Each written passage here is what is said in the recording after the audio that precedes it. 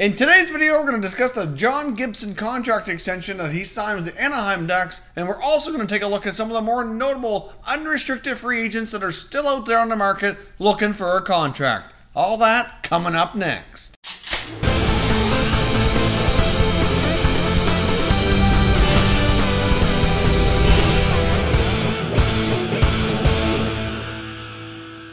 Hey everyone, and welcome back to another video here at Top Shelf Hockey. If you're new to the channel, thanks for stopping by. We review and discuss all 31 NHL teams, so if you're a huge hockey fan, consider subscribing and clicking the bell so you don't miss anything. So as I mentioned off the top here, I wanted to discuss the John Gibson contract extension today, and I also wanted to take a look at some of the more notable unrestricted free agents that are still looking for work during this offseason. But first, let's go to the John Gibson contract extension with the Anaheim Ducks. Now, right now, he's entering the final year of his contract, and he's now signed an 8-year contract extension, giving him an annual cap hit of $6.4 million. So that means he's now under contract with the Anaheim Ducks for the next 9 years.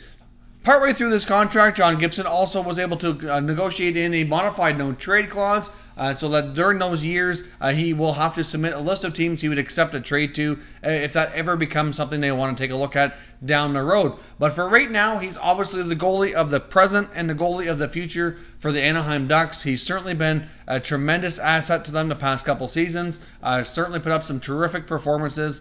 The Anaheim Ducks also have one of the top young blue lines in the NHL, so when you have a goalie entering his prime years locked up for 9 more seasons, it certainly gives a lot of stability on the back end here for the Ducks moving forward. Now, John Gibson's put up some terrific numbers, been a really strong performer for the Ducks here, so I really think this is a great contract for him long term. If you take a look at some of the other contracts that are been in place for the past couple years, or some of the newer goalie contracts even from this offseason, I think it compares rather well, and it looks like it could be a very team-friendly contract here for many years to come.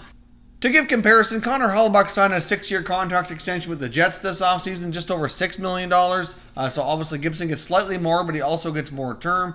Obviously Hellebuyck was a Vezina nominee this year, had a tremendous year. If you take a look at Braden Holtby, he's making $6 million.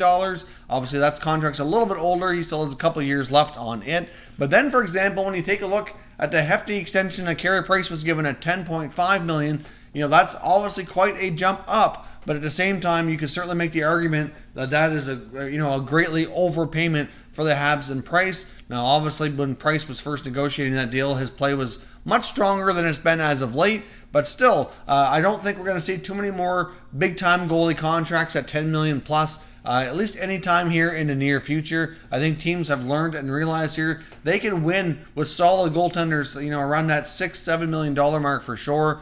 So overall, I like this contract for John Gibson. I like it for the Anaheim Ducks, and he should be a tremendous goaltender here for the Ducks for many years to come. Now, as I mentioned, I also wanted to take a quick look at some notable UFAs that have yet to find work this offseason. Now, it is possible some of these guys could land contracts before training camps get underway.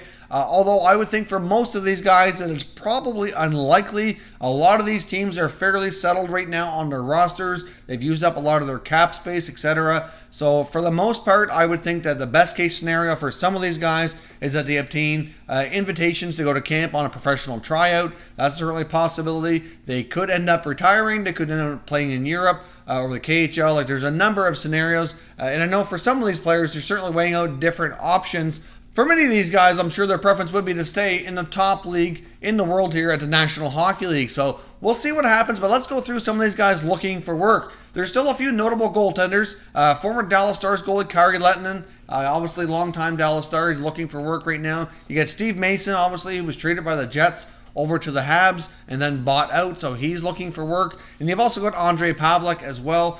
So there's 3 guys with a fair bit of NHL experience. Wouldn't be completely surprised to see either a number of these guys, possibly even all of them. You just never know, depending on what needs arise, I guess, around the league. As teams enter their training camps and they have a really better opportunity to evaluate their goaltending situation, they may be signed as a depth piece or an insurance piece, depending on how they feel about their backup or their minor league goaltenders who could step in due to injury or whatnot. Obviously, I don't know if it's really likely that any of them get a a full-time NHL gig here, at least by the start of the year, but they could certainly obtain, be like an insurance piece for some of these teams here moving forward throughout the year, or start the year in the minor leagues and be a call-up option depending on the health of their goaltenders.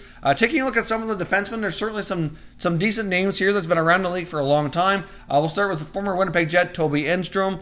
You've got Alexei Yemelin, played with the Habs for a long time, obviously finished things out with the Predators. A little bit surprised Yemelin didn't get a contract. I really thought he would get some work. You got Paul Martin, you've got Josh Georges, Lucas Spiza. Obviously Spiza's really not, he's got out to a good start with Vegas last year, but then really didn't have a great playoff. We know what happened in the finals against the Capitals there. Hard to say if he finds work. You've got Brandon Davidson now. I'm a little surprised on him, and he's still young enough. I know he's bounced around a lot, been put through waivers a number of times, but he's still young enough. I thought somebody would give him a chance. And you've also got veteran Kevin Bieksa. Hard to say if he's near the end of his road. There was a free agent rumor, I guess you'd call it, floating around here in the last week or so, indicating that the Edmonton Oilers might have been showing interest in Bieksa. I'm not sure how much truth there was to that, but I did see that floating around as a potential signing. So I guess time will tell here. I'm not really sure, I guess, if he'd be really what the Oilers need, but I guess when you're looking at a team who's hopeful to make the playoffs, you could certainly use some experience back there and somebody who can play with some grit and some toughness, and he certainly fits that bill. So time will tell here. Maybe he'll get a professional tryout with the Oilers and see if things can work out or not. We saw a number of players last year go to camp on tryouts and get contracts, and it's something that very well could happen again. Now, taking a look at some of the more notable forwards here on this list, obviously Rick Nash jumps out, but it's not due to the fact that he can't find a contract. He's chosen not to really entertain offers right now, looking after his health and family reasons, deciding what his future holds. That's yet to become clear if he really wants to play this year or if he's able to. So I guess we're still waiting for more information on the Rick Nash situation to see if he intends to play or not this coming season. Other notable names out there, though, as we mentioned a couple of these before, Mike Camilleri, for example, veteran guy, been around, was rumored to have interest from the KHL from former head coach Bob Hartley, so I know that's an option for him. But overall, I can see him either going to KHL or Europe. I'm not sure he's going to find NHL work. We also mentioned Scotty Hartnell before, who was leaning towards retirement, but I guess it depends if an offer comes up. We have the newly appointed UFA here, Troy Brouwer, formerly of the Calgary Flames. After going through that buyout process with them, he's now a UFA looking for work. Brouwer wouldn't be shocked if he found some work or at least got a tryout somewhere.